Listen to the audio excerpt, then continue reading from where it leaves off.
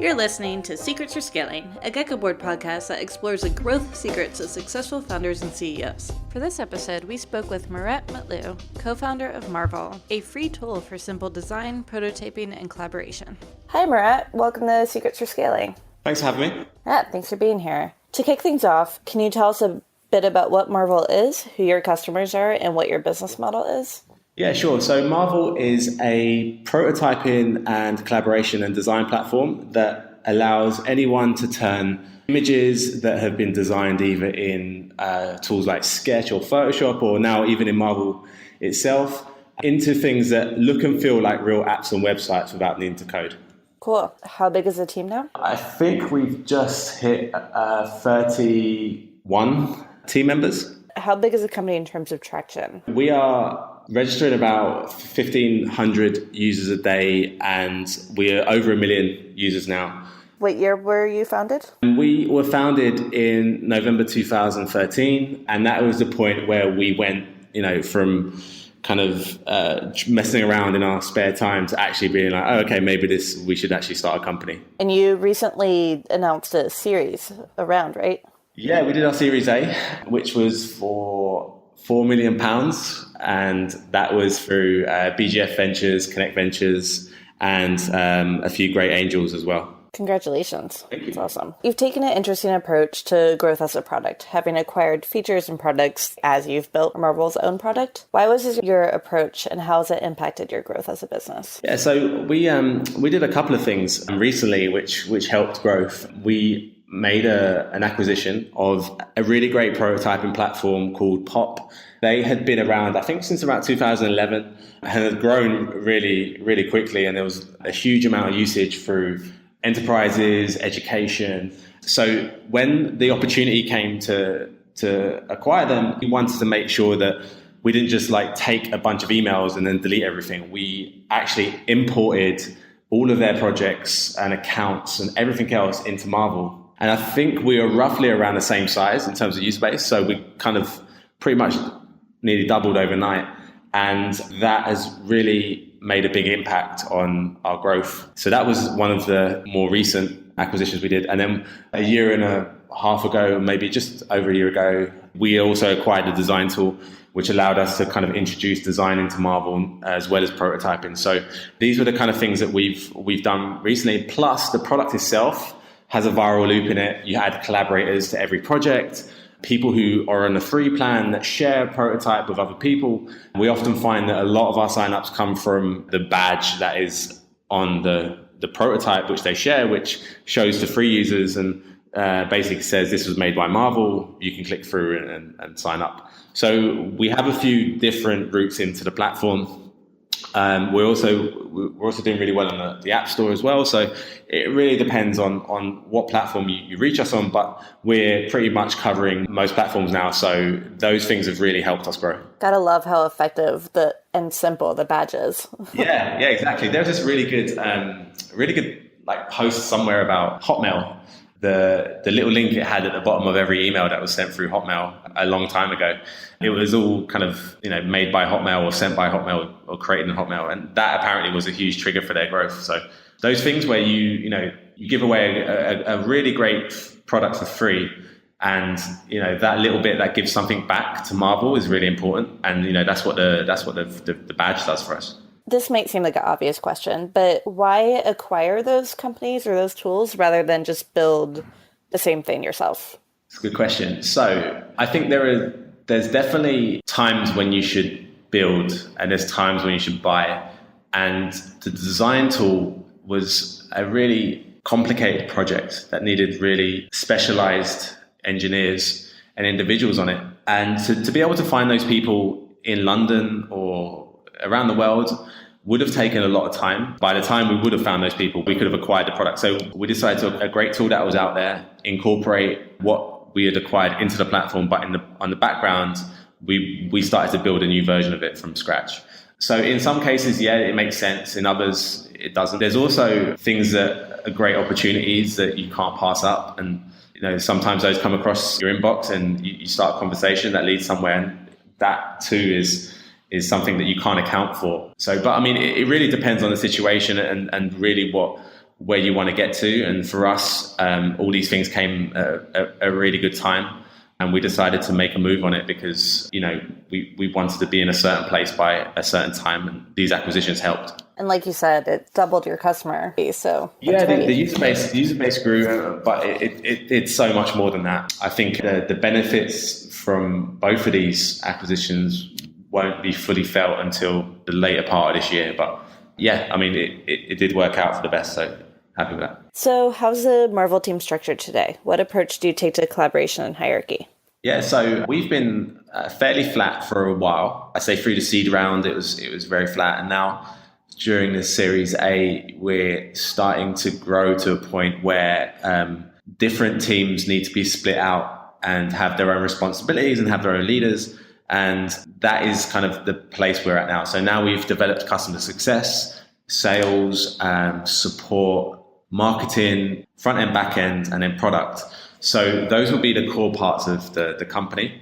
And as those teams are now split out, we'll have leadership in each of those teams at some point or in the near future. So that is kind of how that is structured. But in terms of collaboration, it's actually different for different teams. They all have their own mini cultures and they work very differently. So the way support get together compared to engineering is very different. So it really depends on the team, but we leave that part down to them to figure out the best tools to use, the processes. Obviously, we help out with some underlying foundations, but in terms of how they want to run the team, they get to run the team the way they want.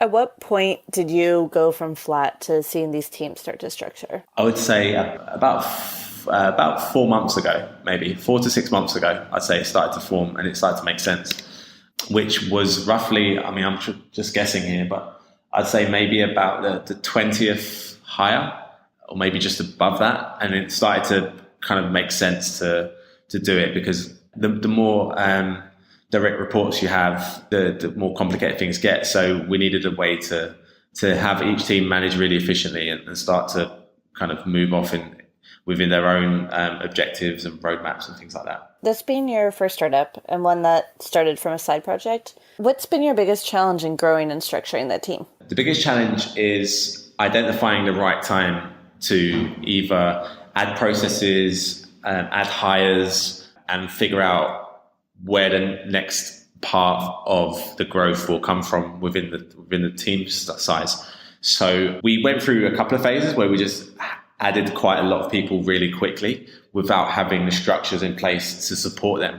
And that probably was some of the bigger learnings, is like making sure that you have a plan, and that is not just go out and hire a bunch of developers or marketers or success people, salespeople, but when they onboard, have a very clear path for them to, in their first 90 days, to get started. And that is something we've done now. And it's working loads better. So that is definitely something I felt that we've had growing pains with, and now we've kind of addressed, and it's kind of more of a streamlined process now. How do you develop that path for them, and who's responsible for defining that path? That's a good question. So it really depends. Again, it depends on the team. Luckily, we hired a great COO, Kelsey, who's managed to put a lot of these structures in place, which have now developed into a framework which I can adapt for any hires I make in the product team or in the marketing team. And that can also be done in the development team and also success and sales.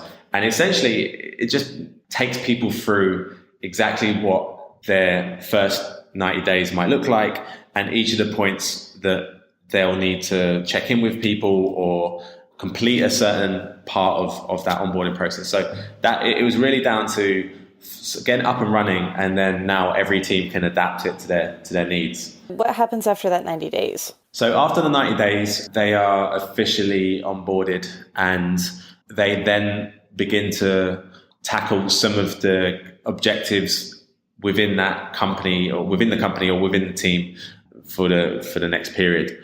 So the 90 days involves, upskilling on the product, meeting everyone, sort of going through roadmaps and things like that, and then tackling some of the meatier things within that quarter that they may be able to address after after they've been used to the product and stuff like that. So once that's up, they essentially go into exactly what we have planned for the entire year and start attacking those, I guess, tasks and objectives. Switching gears a bit, how do you identify, define, and communicate the goals for the company to the team? So we have regular 2 meetings every 2 weeks with the entire company where we talk about what's going on at a company level, and each team gets to present what they're working on and what progress they've made. And then every few months, we'll have a wider catch up on company strategy and product strategy and things that are going on in that sense.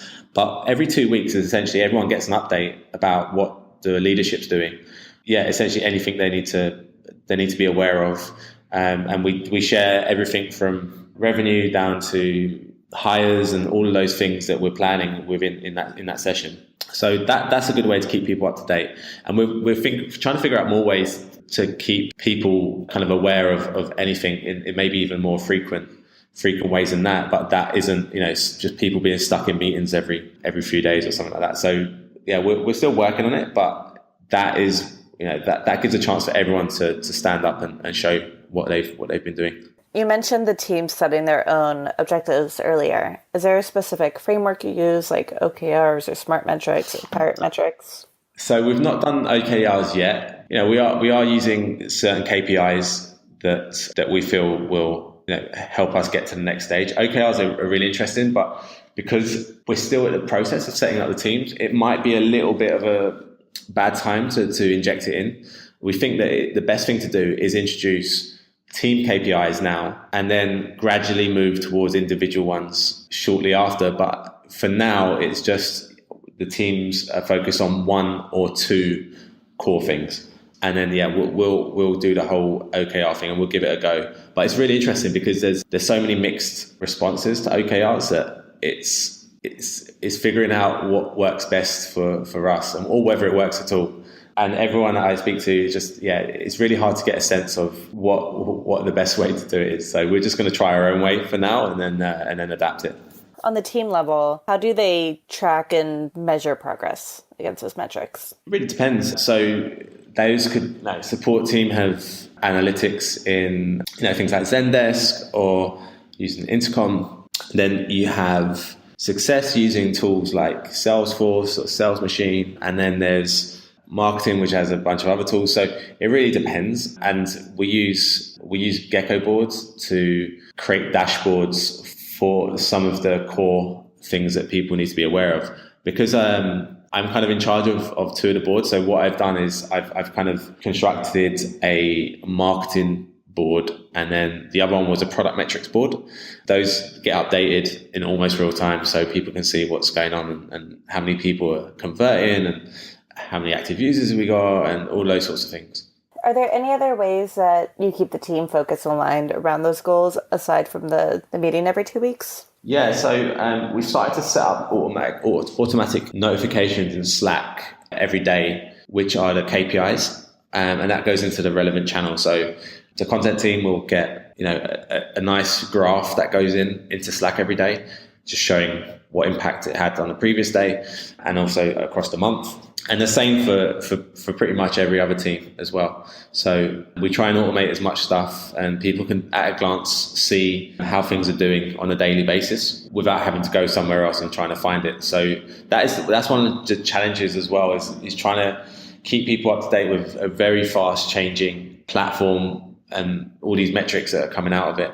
And we're still working on ways to do that. And we're going to put up some screens in the office soon and get Gecko board on there. But for now, we're pushing things automatically into Slack. I've heard you talk about having a focus on not being bored or not being a boring company. How do you avoid this with Marvel as a CEO? So the reference, I think, from that was, I think the question was, if you're so used to kind of making lots of things as a designer or a developer, and then you have to focus on one product, how do you stop yourself from getting bored? In the past, I was someone who was probably always looking for the next new thing and making lots of stuff. But when we moved to Marvel, the thing that got really interesting is that the next new thing can be completely related to the product. It's like, how do you set up marketing automation? Like, How do you increase engagement? How do you sort out the onboarding flow and all these different things that are thrown at you every day? So there is like almost a new side project to deal with every day that is going to keep you massively engaged. And it's a huge challenge. So it's really, really exciting. That is definitely something that has replaced that previous version of me, which was always like, okay, I've got to make something new. I've got to make something new. So now it's like, I want to do something new or improve something, but in the context of Marvel. That's how I feel about it now. And then in terms of how to not create a boring company, that one's a challenge. That's a cultural thing. And that is work too. That is like part of product as well. It's almost like you've got to treat that in the same way. It doesn't, even if you have a great culture, it doesn't stay a great culture. You still have to work on it, and you really have to make it part of everyone's goal. Like, it shouldn't just come down from the top. But if you can engage everyone and get them involved, then it's a lot easier than just the founders trying to drive culture all the time. It's about hiring. It's about all the stuff that happens outside of work as well as in work. It's giving people the ability to express themselves. There's so much in it.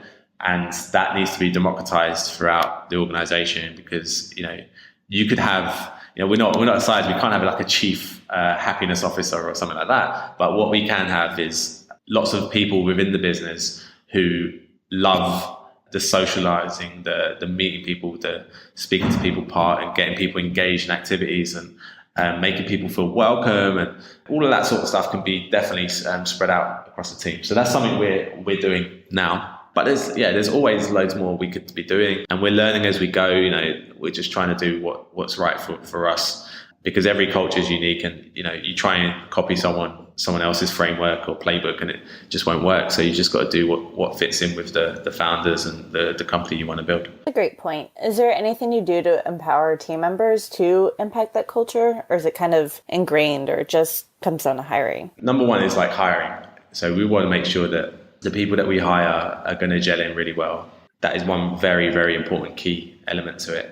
But the other part is, giving people the resources they need, the time, in some cases, budget to do stuff that they think will make other people in the company happy. And that could be anything from organizing team activities to taking new team members out to lunch and making sure they have lunch with at least like 5 or 6 people in different departments prior to their second week, and having those things in place and saying, like, here's the company card, or here's this and that, go off and do it. And people genuinely want to do it because they really enjoy it. So we throw a bunch of ideas out there, and the team here picks them up and grabs it and runs with it, which is great. But yeah, it works different for every company. So I'm not entirely sure whether it's something that could work for someone else, but for us, it works really well by empowering people to help. When you're hiring, is there anything you do to test the cultural fit? We have a 3-step process now. It depends on who the hire is and what team they're going into, but we have a cultural fit interview with the founders. So myself and my co-founder, Brendan, will meet the person, even if they're not going to be on our team and the hiring might be done by someone else. Before they join, we have a cultural fit interview, and we kind of assess whether that person is going to fit in and has the values that we aspire to. But also, we have a few things in the questionnaire that allow sort of thing before people join. We have a few questions that we ask them to answer, and that gets us a good read on their personality. And there's obviously like stuff we can answer we ask in the interview too. But there's no task or anything like that they have to do. Not at this stage, but maybe that is something for the future. Now that Marvel's raised a Series A, it's over 3 years old, is there anything that you wish you knew from day one that you'd like to impart on other founders? One of the things that I would have done differently early on, and kind of also like during raising the rounds, is that I would have built relationships a lot sooner. I spent kind of not a bit of time meeting different people, different investors, like widening my network, but I did it kind of too late most of the time. I would have definitely have started these things earlier, like taking the meetings, like phone calls and coffees and things like that would have really helped put us in a stronger position when it came to raising money or looking for advisors or trying to get help with things like, engineering or advice or those sorts of things. Like everything around that is also down to building a great network of people to help whenever you need their help. And then that is something I would have done a lot sooner